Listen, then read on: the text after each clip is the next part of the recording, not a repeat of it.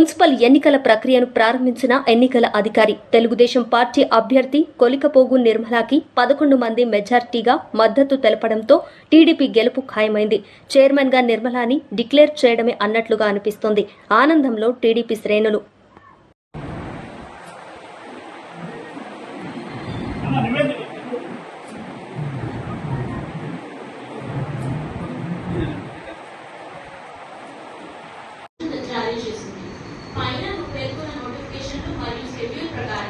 తిరుమూరు నగర పంచాయతీలో ఎన్నికైన వార్డు సభ్యులు మరియు ఎక్స్ అఫీషియో సభ్యులు 29/5/2025 లేదా అంతకు ముందు నోటీసు అందజేయడం జరుగుతుంది. మరియు ఎన్నికలు 2/6/2025 అనగా ఈ రోజు ఉదయం 11 గంటలకు జరగాల్సి ఉంది. 2/6/25 ఉదయం 11 గంటలకు జరగలేకపోతే మరుసటి రోజు అంటే 3/6/2025 ఉదయం 11 గంటలకు జరగబడతాయి. పైన